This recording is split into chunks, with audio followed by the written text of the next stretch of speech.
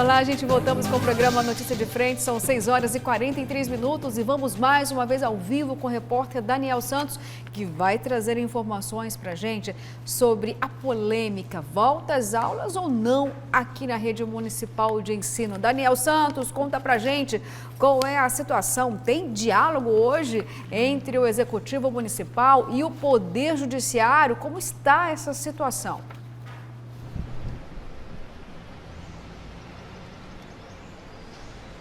A palavrinha forte de hoje, né? Acompanhei vocês falando em diálogo um pouco mais cedo. Agora o diálogo é entre Ministério Público, Prefeitura e também Justiça, porque o objetivo dessa audiência, chamada de audiência de justificação, é justamente explicar para o Judiciário, segundo a Prefeitura, a impossibilidade de retorno às aulas nesse sistema híbrido, nesse instante.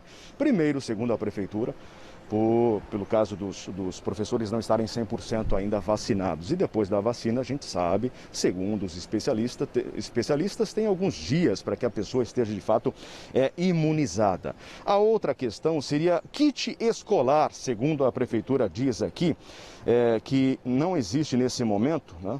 Uma das justificativas seria uma ordem de serviço de R$1.600.000 para a aquisição de kits de alimentação escolar. Ou seja, segundo a Prefeitura, isso leva um tempo até organizar, preparar tudo para que as aulas sejam retomadas por meio híbrido presencial.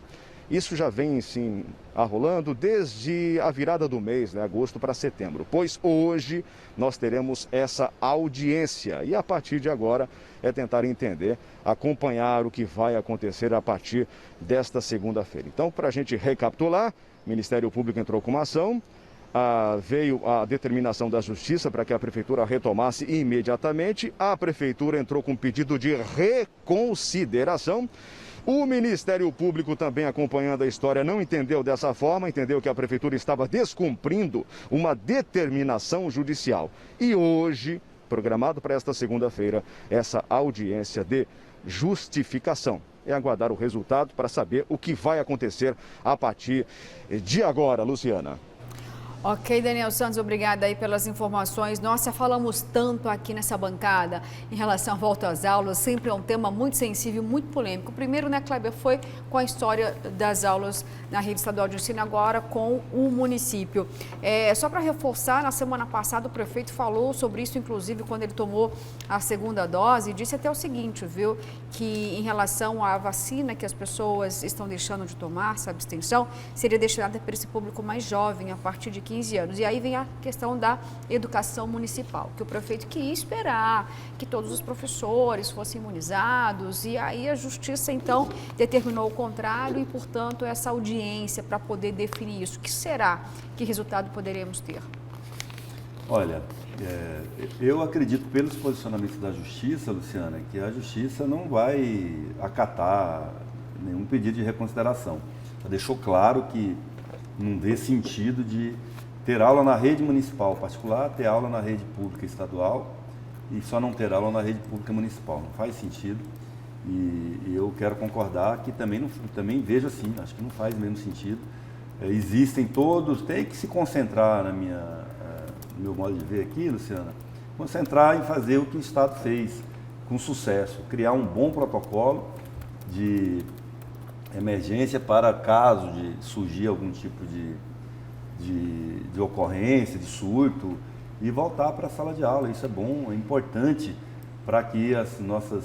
a Prefeitura ainda tem um outro aspecto, além do ensino-aprendizagem, que ela faz a educação infantil, que funciona quase como creche, como abrigo mesmo, para muitas famílias que dependem disso, para poder trabalhar, para as mães poderem trabalhar, inclusive mães solteiras, mães que são chefes de família, que estão com esse tipo de dificuldade porque não tem onde deixar as crianças. Então, acho assim que não tem mais sentido manter essas unidades fechadas.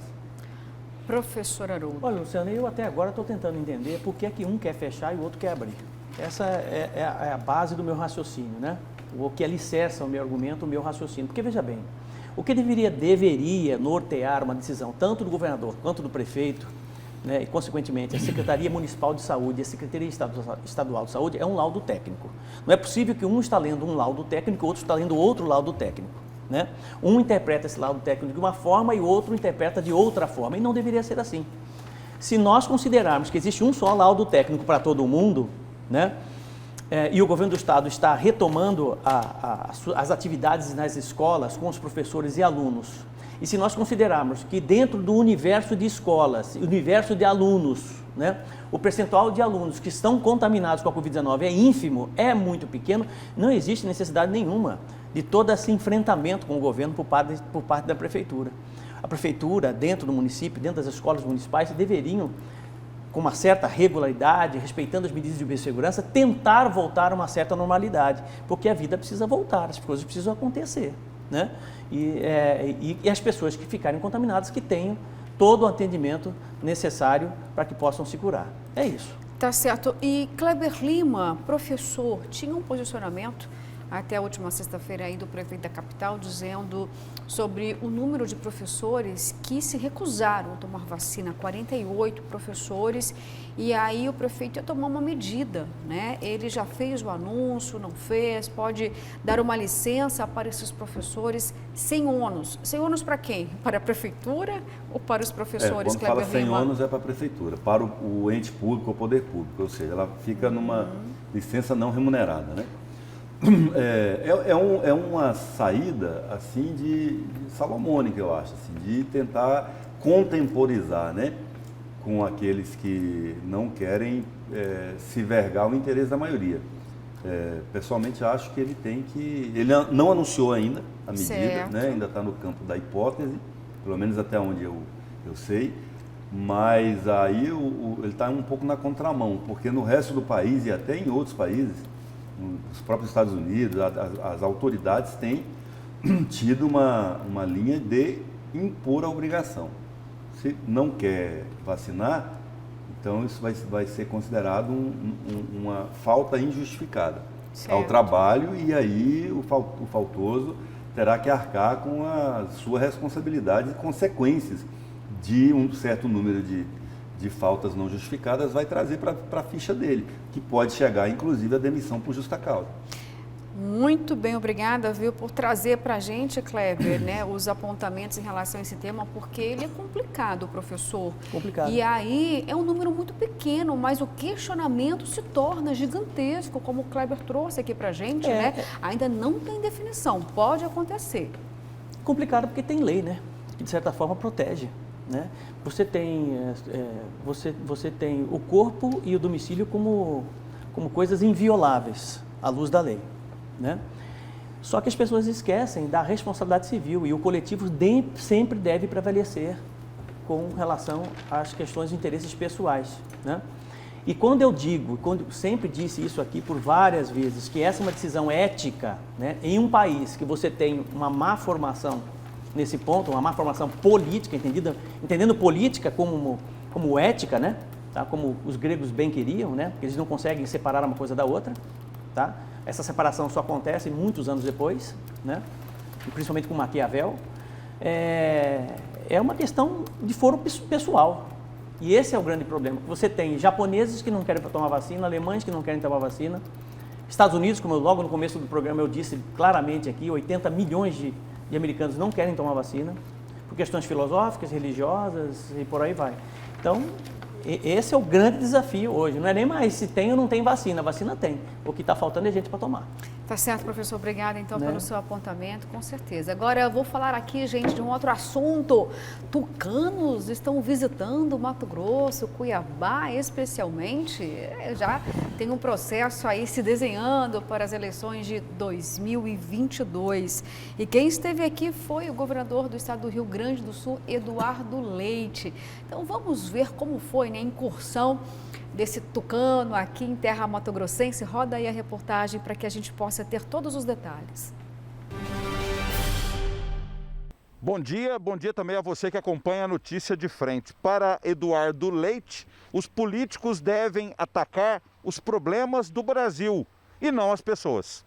Tem que atacar a inflação, o desemprego, a miséria. temos tantos problemas a serem atacados e se desperdiça muita energia atacando as pessoas que pensam diferente. Eduardo Leite avalia como está o governo de Jair Bolsonaro. O país tinha 150 bilhões de reais de déficit nas suas contas lá em 2016, né? Começou a tentar fazer uma curva de redução desse déficit e aí vem a pandemia e gera um déficit nas contas de um desequilíbrio de 800 bilhões de reais.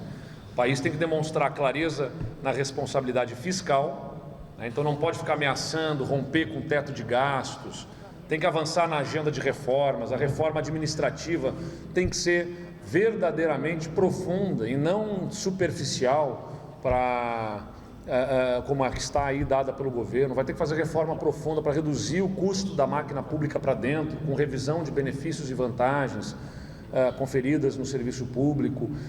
Vai ter que avançar em programas de privatizações e tem que deixar essa agenda clara e construir um ambiente político que faça com que investidores percebam que o governo terá capacidade de levar essa agenda adiante. Então tem que parar de gastar energia em ataques institucionais, disputa com governadores, com entes subnacionais, e melhorando esse ambiente político e mostrando capacidade de avançar nas reformas, melhora o ambiente porque dá uma previsão, uma projeção de saída da crise que por si só já começa a animar mercados, investidores, né, movimenta a economia, ajuda no crescimento econômico, ajuda nas receitas. Leite diz: um impeachment do presidente Jair Bolsonaro não depende da decisão de líderes partidários, e sim de ambiente político. Antes de tudo, é importante saber que nós queremos o bem do Brasil e dos brasileiros. E algumas pessoas enxergam que apostar num caminho de impedimento do presidente da República possa piorar a vida das pessoas, né? Pelo trauma que seria mais um impeachment. Eu, de fato, concordo que não se pode banalizar impeachment, mas também não podemos permitir que se banalize a presidência da República. E o presidente está banalizando, mais do que isso, vilipendiando o exercício da presidência da República, que é uma instituição e está causando prejuízos para os brasileiros. Mas é um processo político, de convencimento isso, né? Não é você aperta um botão e politicamente está resolvido. Cada pessoa tem o seu tempo e o seu momento de perceber, entender e amadurecer uma posição, e isso vai se fortalecendo dentro dos partidos para posteriormente se fortalecer dentro de um conjunto de partidos até que haja um ambiente político ou não, para que haja um processo de impedimento do presidente, por exemplo. Com apoio técnico de Olavo Gualano e Juarez Emílio e imagens de Edilson Paulo e Benedito Costa, Antônio Carlos Silva para a Notícia de Frente. Professor Haroldo Arruda, o governador do Rio Grande do Sul, Eduardo Leite, tucano, já tentando aí conquistar ainda mais o partido, porque até tem as prévias aí, tem João Dória no caminho de Eduardo Leite, sim, pois porque pode ser dúvida. um ou outro, né, para disputar as eleições. O governador de Mato Grosso recebeu bem esse gestor. Claro que ele não poderia ter uma outra avaliação, teceu críticas aí das vulnerabilidades da atuação do presidente da República. É normal, ele é pré-candidato a presidente da República, assim como o Dória e muitos outros, né? E a desconstrução é natural, tanto de um lado quanto do outro, né? Uma possível candidatura de Eduardo Leite no ano que vem, eu particularmente acredito que vai tirar alguns votos da esquerda, né? Nessa disputa toda. Ele vem, de certa forma, trazendo aí alguns apontamentos interessantes, caso seja presidente da República, sem dúvida, né? Eu acho que o grande desafio e a linha de raciocínio, até porque o país tem uma tendência natural, uma inclinação natural a adotar salvadores da pátria, né? Isso a história já nos mostra com Fernando Henrique Cardoso, com o próprio presidente Jair Bolsonaro, né? Alguém que apresenta um discurso diferente, que faça um enfrentamento mais populista, geralmente cai mais no gosto de boa parte da população, né? Se ele vai cumprir isso ou não já é outra conversa, né? Então eu particularmente acho que essa linha de retórica conciliadora por parte do Eduardo Leite tem que ser colocada em prática, para que realmente o PSDB possa construir uma candidatura com algo novo, né? E que apresente soluções para o país a curto prazo, nem é médio a longo prazo, a curto prazo. Aí sim nós teremos aí mais um candidato que possa ter uma certa competitividade nessa corrida presidencial no ano que vem. Kleber Lima, e aí como é que vai ficar essa decisão para o PSDB diante de 2 possíveis nomes para concorrer, né, às eleições de 2022? O PSDB está com, assim, o Mato Grosso vai receber agora no final do mês ou no começo do mês que vem, o governador de São Paulo, João Dória, e eles estão percorrendo o país inteiro, discutindo com as suas militâncias e aproveitando também para falar com a imprensa, falar com as sociedades desses estados sobre o processo sucessório. Eu vejo o João Leite como uma novidade no pleito. Acho que a maior novidade entre os nomes que o Eduardo Leite, perdão, Eduardo Leite, que surgiram até aqui, é o do Eduardo Leite. Por tudo que ele vem representando para o próprio PSDB, é uma cara nova, é um militante antigo do PSDB, desde a juventude, tem um discurso altamente interessante. Eu vi um vídeo que ele mandou para circular internamente no PSDB, em que ele usa a diferença como mote, né? Ele que ganhou grande repercussão recentemente, se assumindo homossexual, né? Um gesto corajoso da parte dele. E as reações, inclusive, que a gente poderia imaginar que teriam sido muito mais agressivas e violentas, não foram reações assim, extremamente tranquilas pela maneira que ele se portou. Ele não fica discutindo questão de gênero, né? Olha, eu sou homossexual, mas eu sou governador e eu quero discutir tal coisa aqui, né? Tem tido uma boa aprovação lá no Rio Grande do Sul. E lembrando, Luciana, que a possibilidade de conexão do discurso de um candidato do PSDB com a nação brasileira é muito grande se eles partirem do Plano Real. O Plano Real foi a verdadeira transformação que o Brasil sofreu no pós-ditadura militar. A ditadura acaba em 85, o país promulga a Constituição Cidadã em 88, o Collor é eleito em 89 e é impeachmentado depois em 92, aí o Itamar Franco assume o governo numa fase de transição, traz o Fernando Henrique da academia para a política, eles constroem o Plano Real e o Plano Real interrompe um ciclo de inflação galopante, de desestabilidade econômica do Brasil e recoloca o Brasil num outro patamar. E aí o Fernando Henrique e o PSDB também promovem uma grande reforma do Estado e prepara o Brasil para entrar num novo ciclo de desenvolvimento que vem até agora.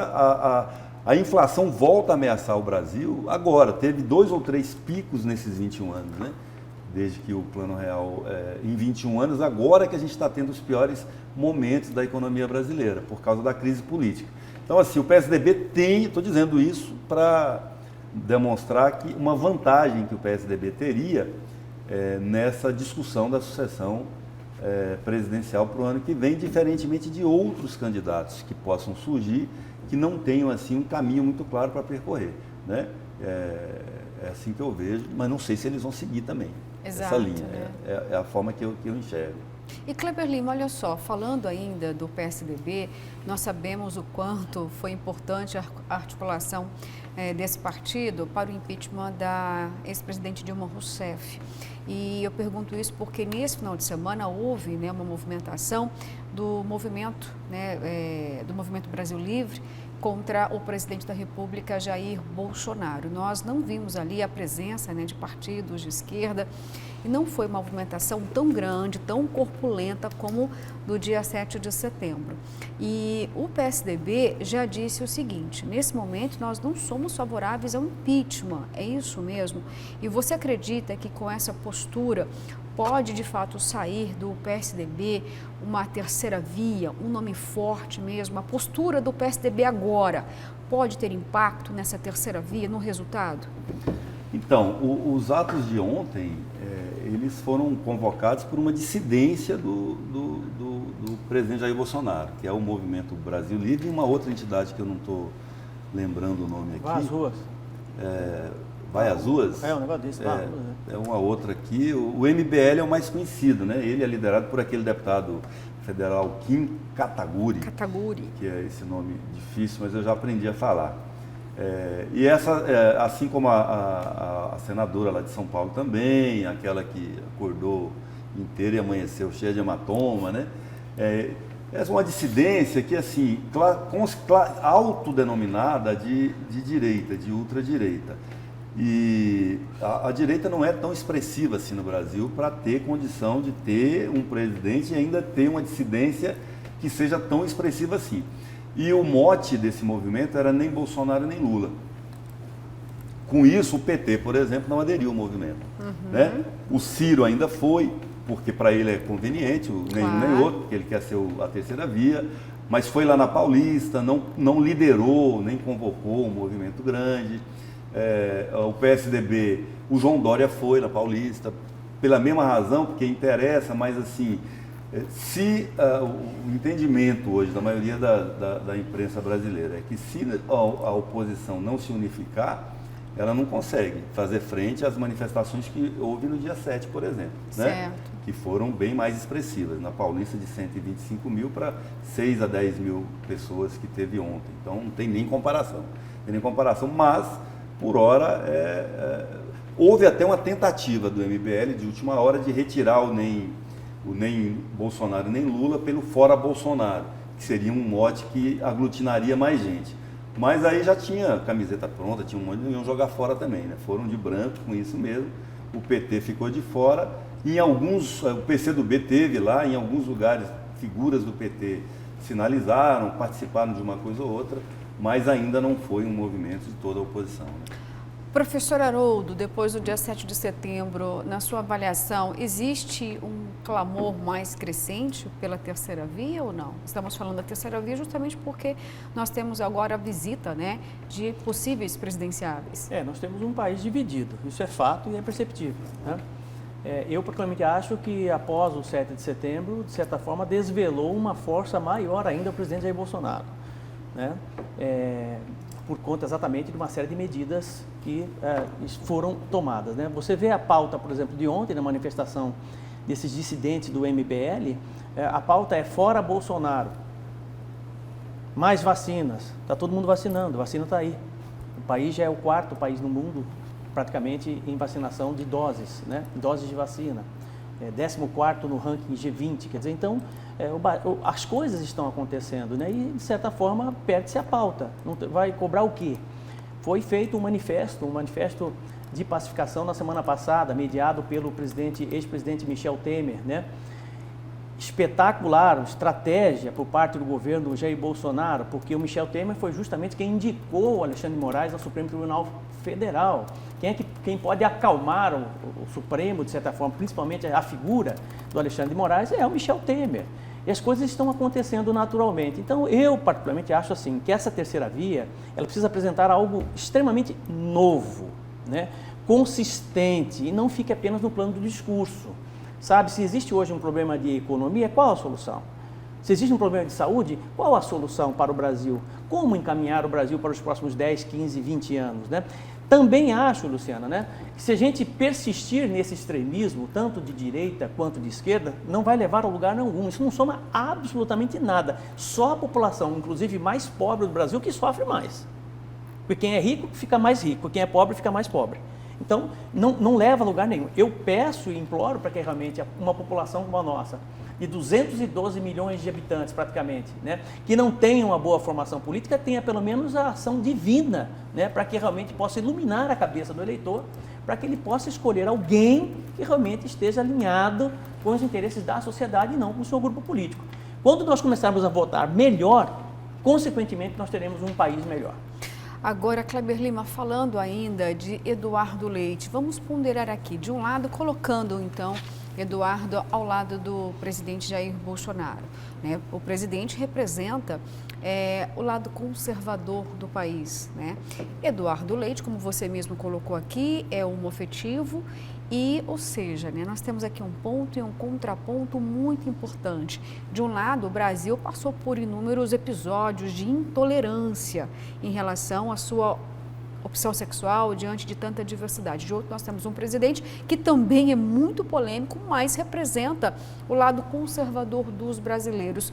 É uma discussão importante e até salutar para o país. Vamos lembrar, então, nesse momento aqui, dos Estados Unidos com Barack Obama, né, o primeiro presidente negro, algo maravilhoso para a história diante da dívida imensa dos Estados Unidos com essa população, diante das maiores tragédias da humanidade em relação à tratativa. Eu acredito que é importante, eu não sei se é decisivo, né? Certo. Numa eleição, nem a favor nem contra. Você estabeleceu bem o contraste. O Eduardo Leite é a antítese do Bolsonaro em relação a valores morais, né? O Bolsonaro é homofóbico, machista, racista, declaradamente. Tem inúmeras declarações e gestos dele que comprovam essas afirmações. Não é à toa que esses grupos sociológicos, chamadas minorias sociológicas, têm severas restrições ao presidente da República. E o Eduardo Leite, corajosamente, né, se assume, traz o tema ao debate e consegue estabelecer um diálogo com todo o país, porque, como eu falei, a parada gay, e eu vou insistir nisso, a parada gay mobiliza mais gente quando convoca os seus atos, exatamente porque existe hoje muita gente homoafetiva no mundo. A economia já descobriu isso há mais tempo e a economia é mais tolerante, porque ela quer faturar desse povo. Agora, a política, as religiões, ainda tem mais dificuldade, porque a vantagem do Bolsonaro nesse debate é que ele se conecta com o preconceito, que eu venho dizendo aqui, com o profundo da cultura, especialmente em estados e regiões atrasadas, como é o caso de Mato Grosso. Professor Haroldo, fique à vontade. Não, a opção sexual não mede, nunca mediu absolutamente nada, muito menos competência e inteligência. Muito menos competência e inteligência. Temos um exemplo claro na história, né? Na Grécia Antiga, Sócrates, por exemplo. O grande pensador Sócrates, né? Que mediou, de certa forma, o pensamento no Ocidente, em todos os sentidos, era gay. Ele ia para a Ágora, convidava os jovens para discutir sobre filosofia e debatia sobre isso, e nunca foi medido ou foi tolhido o seu pensamento por conta exatamente disso, né? Eu não sei, isso é uma análise que eu faço, né, qual o percentual no Brasil, considerando que nós temos um país altamente conservador, isso é fato, né? Tá? Estão dispostos a votar em alguém que tem uma opção sexual diferente da maioria. Esse é apenas o raciocínio que eu tenho, né? Sem colocar em questão aqui sem colocar em questão a capacidade e a inteligência dele enquanto governador, enquanto político, né? E eu particularmente acho que ele faz o caminhamento correto. Todas as vezes que ele é inquirido no sentido de debater algo que não seja algo pessoal, ele fala, não, isso não é o momento, vamos falar de política, vamos falar de educação, vamos falar de saúde. Eu acho isso altamente ponderável, importante, né? Para que realmente ele possa alcançar a possibilidade de ser presidente da República. Tá certo, gente. São 7h11. Eu vou chamar agora um rápido intervalo, mas daqui a pouquinho voltamos novamente falando ainda sobre esse assunto também, tá bom? Prometo que vou ler as mensagens relativas a esse assunto.